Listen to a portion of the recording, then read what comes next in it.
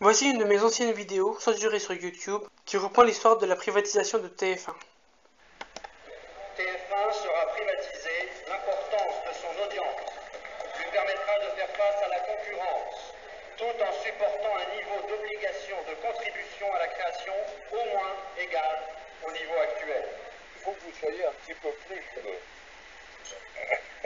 plus ouvert, comme ça, un peu plus dominateur. Vous avez une attitude un peu trop modeste. Mais je vous dis ça très très amicalement. Parce que je vous estime beaucoup. Non, mesdames, messieurs, il n'est pas vrai de dire qu'une télévision privée soit condamnée à être une télévision mercantile. Cette télévision-là, elle n'a pas d'avenir. Ce matin, vous avez pu suivre en direct l'audition publique de Hachette, l'un des candidats à la reprise de TF1. Et cet après-midi, c'est au tour du groupe Bouygues de s'exprimer, toujours en direct du siège de la CNCL, dans un instant. Bon après-midi. Notre grand projet repose sur des idées simples. Informer, divertir, cultiver. Mais auparavant, je souhaiterais vous présenter mes amis partenaires. À ma droite, Evelyne Prouveau, présidente du groupe Marie-Claire. Les femmes, nous les connaissons bien et depuis longtemps. Nous avons suivi leur évolution, leurs préoccupations et nous savons ce qui les passionne. Antoine de Clermont-Tonnerre, président des éditions mondiales. J'ai décidé de soutenir Francis Bouygues pour deux raisons. La première parce qu'il veut faire de TF1 le principal soutien de l'industrie française des images. Et que tous les jours, quotidiennement, passionnément, je suis engagé dans le même combat. Je passe maintenant la parole à Patrick Lelay, qui va vous exposer les grandes lignes de notre projet. En ce qui concerne la musique, nous aurons prévu au moins 8 concerts qui représenteront 16 heures de diffusion et au moins 8 spectacles lyriques et chorégraphiques, dont 5 grands événements de 2h30 en moyenne, type Festival d'Aix, Beyrouth, chorégraphie d'Orange, 3 spectacles appartenant à un répertoire plus populaire. La politique de la production pour nous, c'est relever la production française qui est en faillite. Alors on achète des productions à l'étranger et on gave nos enfants de séries débiles. Alors nous, on veut donner à ces auteurs français, à ces écrivains français, à ces producteurs, la possibilité de nous montrer ce qu'ils savent faire. On va doubler les budgets qui ont été jusqu'à présent prévus pour ça. Et vous allez voir que les Français se passionneront bien plus pour les œuvres de talent françaises que pour les séries qu'on voit qui nous abrutissent sur la télé actuellement. Juste une seconde. La grande musique, la musique classique, je crois qu'on doit en plus être événementiel. On doit pouvoir traiter l'année Ravel, on doit pouvoir traiter l'anniversaire d'Olivier Messiaen. On doit aussi pouvoir montrer, après avoir montré que la musique était la noblesse du son, quelle est la noblesse de l'image. Et là, on rejoint un peu la préoccupation de Mme Tasca tout à l'heure. Quand on est la grande chaîne de télévision qui est la une, il faut de temps en temps savoir oublier l'audimat. Il ne faut pas être tout le temps les yeux fixés dessus. Car elle peut se permettre le luxe de temps en temps de faire passer un match de Bleu Basque. Elle peut de temps en temps se payer le luxe de passer une compétition d'aviron. Donc TF1, c'est la promotion des sports, un peu, il faut bien le dire, délaissée par, je dirais, la plupart. Bon, on démarre. Allez. Moi à l'époque je disais, mais quand j'avais lu le catalogue, j'avais des enfants qui étaient en bas âge, je me disais, mais quand j'avais lu le catalogue, je les envoie pas à l'école, je les laisse devant TF1. Je veux dire, non mais on perd du temps à l'école alors que ce qu'ils proposent là, mais c'est tellement agressant,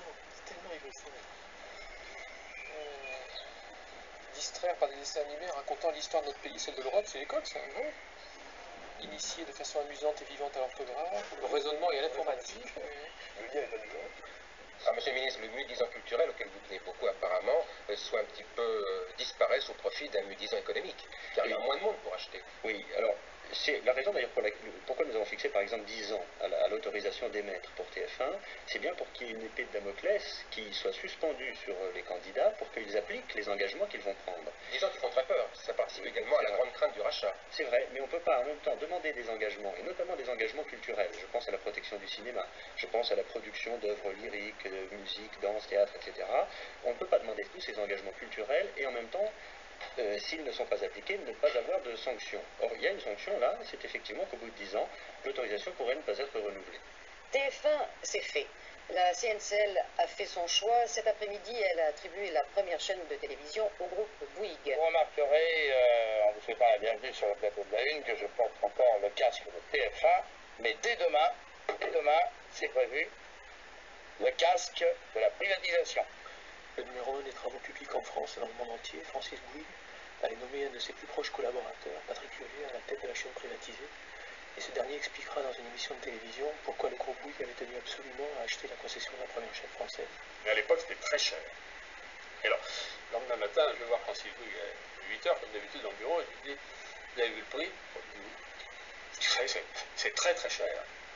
Même de vous baser sur quoi pour dire que c'est cher? Il me dit, mais vous allez retenir une chose, un pays qui privatise sa première chaîne de télévision, c'est unique au monde. Et dans la vie, l'argent ne compte pas, parce qu'on trouve toujours l'argent. Ce qui compte sont les opportunités. Les opportunités, c'est très rare. C'est ce même Patrick Levier qui confiera quelques années plus tard, mais dans un livre cette fois-ci, que, soyons réalistes, à la base, le métier de TF1, c'est d'aider Coca-Cola, par exemple, à vendre son produit. Or, pour qu'un message publicitaire soit perçu, il faut que le cerveau du téléspectateur soit disponible. Nos émissions ont pour vocation de le rendre disponible, c'est-à-dire de le divertir, de le détendre pour le préparer entre deux messages. Ce que nous vendons à Coca-Cola, c'est du temps de cerveau humain disponible. TF1 vient d'être condamné à 30 millions de francs d'amende par le CSA. Cet organisme estime que notre chaîne n'a pas exécuté son quota de création française pour 91. Ça, c'était en juillet 1992, dans le journal télévisé de TF1. Et le vice-président de TF1, Étienne Moujotte, juge insultante cette sanction prise, je cite, dans l'arbitraire le plus complet qui pénalise gravement la société, ses collaborateurs et ses actionnaires. Invité de TF1, Nicolas Sarkozy, député maire de Neuilly et secrétaire général adjoint du RPR. Alors, M. Sarkozy, vous savez que notre chaîne investit 800 millions dans la création. Qu'est-ce que vous pensez de ce jugement du CSA? Absurde et choquant. Pourquoi? Et finalement, ce qui est formidable avec les socialistes, c'est qu'il se passe toujours quelque chose. Nicolas Sarkozy était très proche de Martin Bouygues, qui avait pris la succession de Francis Bouygues à la tête du groupe industriel. Et d'ailleurs, lors de l'attribution de la concession de TF1 en 1987, Nicolas Sarkozy était son avocat d'affaires sur le dossier de privatisation de la chaîne. Cette décision est une mauvaise décision, et croyez-moi, si l'opposition revient aux responsabilités du gouvernement, nous reviendrons sur cette réglementation. En fait, TF1 n'aura rien à craindre de cette réglementation, ni du CSA, qui se prononcera en permanence pour le renouvellement automatique de la concession. 6 juin 1994, 50e anniversaire du débarquement. François Léotard, ministre de la Défense, attend l'antenne pour une retransmission en direct du journal de TF1. Étienne Moujotte, vice-président de TF1, est à ses côtés. La caméra est branchée, il l'ignore. Extrait. Je sais pas, oui, ce serait de chef d'entreprise plus ou moins, si j'ai bien compris. Mais lui-même l'a laissé entendre, mais il m'a pas dit de non. Et je Il y a des adjoints, Arnaud, le docteur Arnaud. Il y a le docteur Arnaud, ouais. Alors peut-être, il ferait une liste RPR, alors, enfin... Je sais pas, moi j'ai dîné avec lui l'autre soir, il avait l'air surtout décidé à y aller. Oui, oui. Et là, il y a Echter. Oui. C'est pas le Paris, ça. Non, mais effectivement, c'est Corbière qui c'est des... Alors lui, il s'agit beaucoup, il s'agit beaucoup. Moi, je l'aime bien, parce que c'est un copain, on court ensemble, etc. Mais je sais pas, j'ai du mal à savoir quelles sont ses chances. C'est très compliqué, hein, parce que Procès laisse quand même le vide derrière lui. Puis c'est vrai qu'il est pas bon. Donc, et puis il est pas bon. Il y a plein de gens qui sont... Les finances sont dans un état épouvantable. Alors moi, j'ai pas assez de temps. Alors c'est vraiment un full-time job, hein. Faut vraiment être là tout le temps. Hein. Ça, sérieusement, moi là, j'ai pas le temps. En plus, c'est vrai qu'on continue dans le développement. Bon, derrière LCI, on a quand même l'idée de faire probablement une sorte de bouquet satellite. Oui. Donc, bon, c'est pas étonnant. Oui, oui. Comment marche LCI alors? Très bien. Bien. Très bien. Alors notre problème maintenant, c'est qu'on a investi 700 000 foyers complets. On a... Parce que moi, je prends mon exemple, moi je suis sur satellite, je ne l'ai pas actuellement. Tu es sur Télécom de B? Je ne sais pas lequel, je crois, je ne sais plus Tu devrais l'avoir. Ouais. Ça, c'est parce que, à mon avis, tu es sur Télécom de B, tu Ouais, je devrais l'avoir. Ah oui, faut que tu demandes à Faut que je regarde à ton installateur. Non, notre seule inquiétude, là, c'est la révision du cahier des charges du service public. Ouais. Parce que tous les prétextes sont bons pour essayer Ouais, de faire le plus. bien sûr.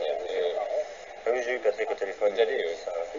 Ah, ça inquiète. Ouais. Parce que c'est simple, là, il y a 150 à 200 millions, enfin, disons 150 millions. Ah oui, bon, bien sûr, hein, bien sûr. Alors ça, ce sont des images qui avaient été captées juste avant un journal télévisé, et où l'on pouvait voir une certaine familiarité, disons, entre un important membre du gouvernement, lui là, et un journaliste influent devenu vice-PDG d'un des médias les plus puissants de France, Étienne Moujotte, de TF1.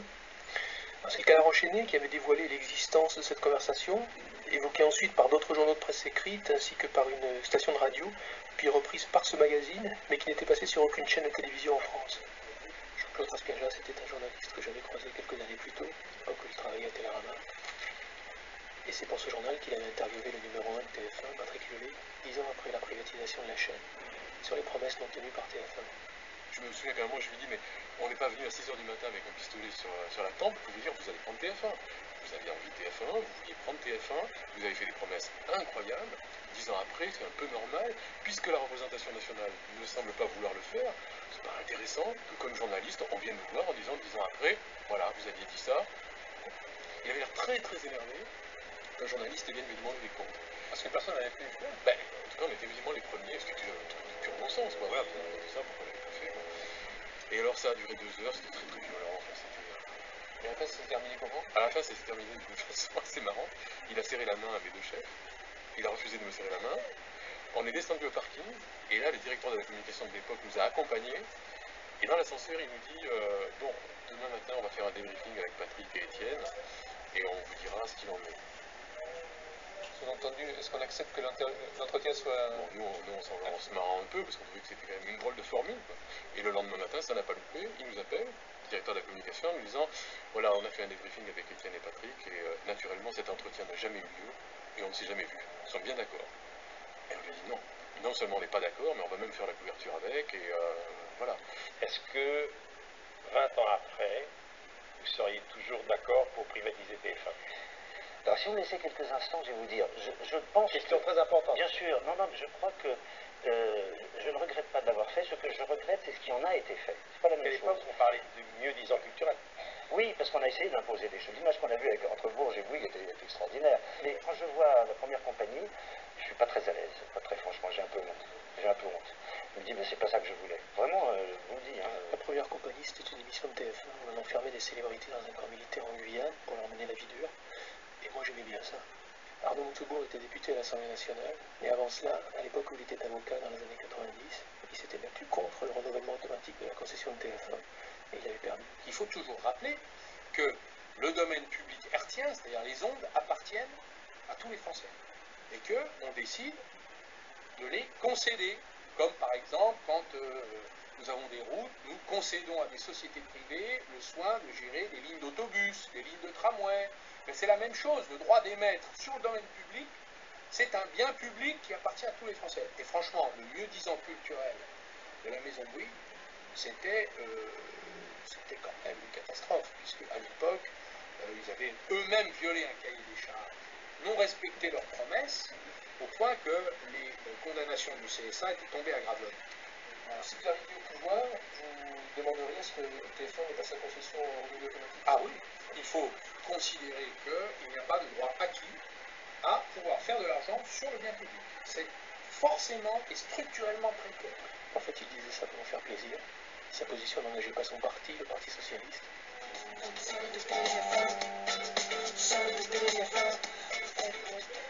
TF1, par exemple, est possédé par Bouygues.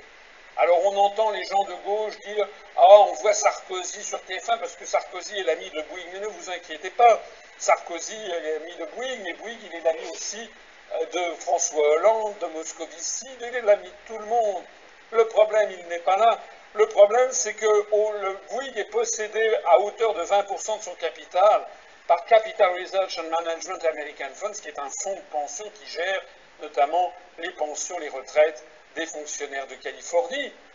Tout d'abord, nous renationaliserons TF1. Il n'est pas tolérable qu'un groupe privé dispose de la formation de l'opinion publique en France. Il n'est pas normal que les propriétaires de TF1 soient pour une large part des fonds de pension américains. D'ailleurs, il y avait, j'y reviendrai tout à l'heure, au moment de la charte de la Havane, qui avait été signée après la Seconde Guerre mondiale pour avoir une organisation internationale du commerce, il était prévu que les États devaient avoir le droit de préserver la propriété des médias de puissances étrangères afin d'éviter qu'il y ait de la formation de l'opinion publique par des puissances étrangères, parce que c'est bien de ça qu'il s'agit. Je n'habite pas sous un Tipeee, mais vous pouvez mettre un pouce bleu ou vous abonner. Salut!